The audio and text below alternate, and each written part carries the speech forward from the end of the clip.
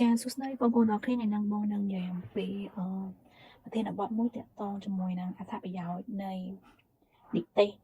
សញ្ញាបត្របាក់ឌុបអញ្ចឹងបងប្អូនដែលទើបតែប្រឡងចប់បាក់ឌុបប្រកាសជាមានចម្ងល់ថាតើនិទេសដែលខ្ញុំទទួលបាននឹងអាចយកទៅធ្វើអីបានខ្លះ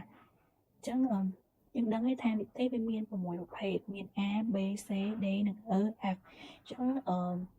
អ្វីនិទេសដែលយើងទទួលបានហ្នឹងពេលខ្លះវាអាចនឹងកំណត់ជោគវាសនារបស់យើងដែរដោយផ្ទាល់និងដោយប្រយោលឧទាហរណ៍បើសិនជាបងអូនបាននិទេស F អញ្ចឹងបងអូនប្រហែលជាត្រូវទៅរៀនជំនាញបច្ចេកទេសដោយសារជំនាញបច្ចេកទេសហ្នឹងអត់ទាមទារសញ្ញាបត្របាក់ឌុបទេហើយប្រើប្រាស់ការសិក្សាហ្នឹងរយៈពេលខ្លីហើយបងអូនអាចរៀនបដាហើយដាក់ប្រឡងស្វ័យរិនបដាអាហ្នឹងជំរឿដែលអ្នកដែលទទួលបាននិទេស F ដែលឡែកសម្រាប់អ្នកដែលបាននិទេស D និង E ហ្នឹងគឺ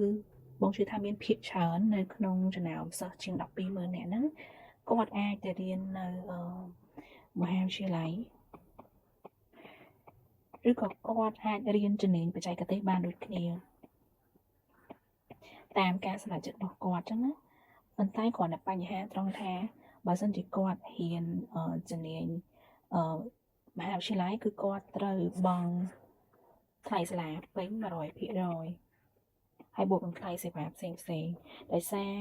អាហារូបករណ៍សម្រាប់និទេសនឹង D និង E ហ្នឹងគឺតិចតួចខ្លាំងមែនតើលើកឡើងតែគាត់ដាក់ពាក្យពីក្រសួងទៅជាអាហារូបករណ៍របស់ក្រសួងតែបើសិនជាគាត់អត់មានទៅដើររកអាហារូបករណ៍ខ្លួនឯងទេនិទេស D និង E ហ្នឹងគឺពីច្រើនត្រូវបង់ថ្លៃសាលាពេញហើយគេឲ្យបង់ម៉ានយើងបង់ប៉ុណ្ណឹងតម្លៃជាពិសេសសម្រាប់និទេស A B C ហ្នឹងគឺគាត់មានអត្ថប្រយោជន៍ជាងអ្នកដទៃទៀតគឺគាត់អាចទី1គឺគាត់អាចអាចដាក់អាហារូបករណ៍ទៅរៀនក្រៅប្រទេសបានដោយសារដើមឆ្នាំអញ្ចឹងគេអាចប្រឡងជ្រើសរើសទៅរៀននៅក្រៅប្រទេសដូចនៅប្រទេសចិនប្រទេសផ្សេងអញ្ចឹងគេហៅអាហារូបករណ៍របស់រដ្ឋហើយគាត់អាចទៅរៀនមហាវិទ្យាល័យធម្មតា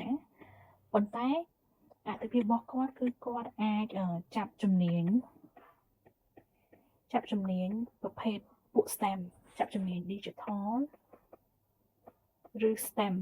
ហ្នឹងស្អីគេ STEM ហ្នឹងគឺប្រភេទពួកវិទ្យាសាស្ត្រពិតមិនមែនជំនាញវិទ្យាសាស្ត្រសង្គមទេ STEM ហ្នឹងគឺអ្នកដែលរៀនខាង IT រៀនខាង software programmer រៀនខាង data analytics cyber security ដែលប្រើលេខប្រើគណិតច្រើនហ្នឹងគឺគាត់អាចចាប់ជំនាញប្រភេទហ្នឹងចឹងមិនថាគាត់មានអត្ថប្រយោជន៍លើសពីអ្នកផ្សេងទៀតហើយនិទេសផ្សេងក៏គាត់អាចដែរបើសិនជាគាត់ខ្លាំងគណិតអីចឹងហើយមួយទៀតគឺគាត់អាចរៀនជំនាញបច្ចេកទេសអមផងដែរបើសិនជាគាត់គិតថាគាត់ចាប់ខាង digital និង STEM ហើយគាត់អាចរៀនបច្ចេកទេសមួយទៀតទៅអមដូចជាភាសាអង់គ្លេសឬក៏ពង្រឹងទៅលើរឿង computer អីចឹងហើយលើសពីហ្នឹងទៅទៀតអ្នកដែលគាត់បាននិទេស A B C ហ្នឹងគាត់ទទួលបានអាចនឹងទទួលបានអាហារូបករណ៍ស្វ័យប្រវត្តិពីសាលាផ្សេងនៅទីក្រុងភ្នំពេញគេអាចឲ្យគាត់100%អត់បង់លុយសោះហ្មងគាត់បង់តែថ្លៃសេវានិងថ្លៃសភៅផ្សេងទេគឺគេអាចឲ្យគាត់50%ឬក៏75%អីចឹងទៅតែពីច្រើនសេគាត់បានខ្ទង់ប្រហែលជា75%ចឹងទៅប៉ុន្តែក៏វានៅតែធូរថ្លៃដែរដោយសារនិទេសគាត់ខ្ពស់ចឹងនិទេសវាមានប្រយោជន៍នៅពេលដែលយើងហ៊ានហាលជាដៃគេទាហោអាกระดาษពីបណ្ឌបត្តិនឹងភ្ជាប់ជាមួយហើយតែបើសិនជាយើងអត់ចង់ហ៊ានហាលជាដៃទេយើងគេថាចង់ហ៊ានជំនាញបច្ចេកទេសអាហ្នឹងវាអត់ជាបញ្ហាគាត់ថា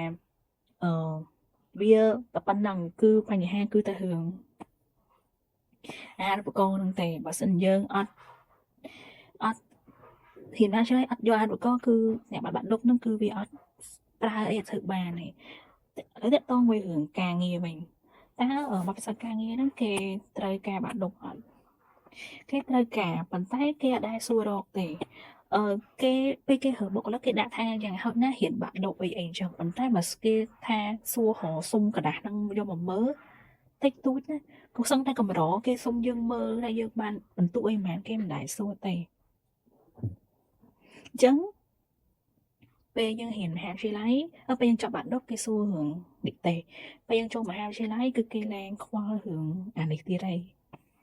ជប់គិតតែគេសួររឿង GPA ម្ដង GPA ហ្នឹងក៏ដូចទេដែរប៉ុន្តែពេលដែលយើងចេញធ្វើការអូនឯងត្រូវដឹងថាគេក៏អត់មានខ្វល់ពីរឿង GPA ហ្នឹងទៀតឈប់សួររឿង GPA ហ្នឹងទៀតគេសួរទៅរឿងនេះបទពិសោធន៍ការងារហើយអូនឯងត្រូវដឹងថានៅក្នុងសង្គមខ្មែររាល់ថ្ងៃការងារចាប់ពី$180ឡើងទៅគឺគេស្រួលសួររកបទការងារយ៉ាងហោចណាស់មួយឆ្នាំតិចបំផុតមួយឆ្នាំហើយបើលើសពីហ្នឹង250ទៅឡើងទៅលើហ្នឹងគឺគេសួរចាប់ពី2ឆ្នាំឡើងទៅហើយពេលខ្លះគេអត់សឹងទាំងខ្វល់ថាយើងនឹងព្រានបកែមិនបកែមិនគេអត់ខ្វល់គេខ្វល់ថាតើយើងមានស្គាល់គេដែរអត់ព្រោះពេលខ្លះគេបុគ្គលិកគេចង់បានអ្នកដែលស្គាល់គ្នាគេណែនាំទៅធ្វើការអញ្ចឹងណាអញ្ចឹងវាតកតងvớiរឿង connection ហើយភាពជោគជ័យទៅលើការងារវាពឹងយ៉ាងច្រើនទៅលើរឿងជំនាញសង្គមដែលយើងអាចចុះសម្រុងមួយគេដែរអត់ពេលខ្លះសិស្សបកែនិទេស AB អញ្ចឹងគាត់ទៅរៀនគាត់ប្រកួតប្រជែងជាមួយគ្នាគាត់ប្រកួតប្រជែងមិនមិត្តភក្តិគាត់ប៉ុន្តែពេលគាត់ចេញទៅធ្វើការគាត់អត់យល់ថាកន្លែងការងារគឺជាកន្លែងដែលគេសហការគ្នាធ្វើការងារជាក្រុមគាត់ទៅប្រជែងមួយគេទៅកាត់មុខគេធ្វើឲ្យអ្នកធ្វើការរួមការងាររបស់គាត់នឹងស្អប់គាត់អត់ចូលចិត្តមួយគាត់ធ្វើឲ្យគាត់នឹងអត់អាចចុះសម្រុងនៅកន្លែងការងារនឹងធ្វើឲ្យប៉ះពាល់ដល់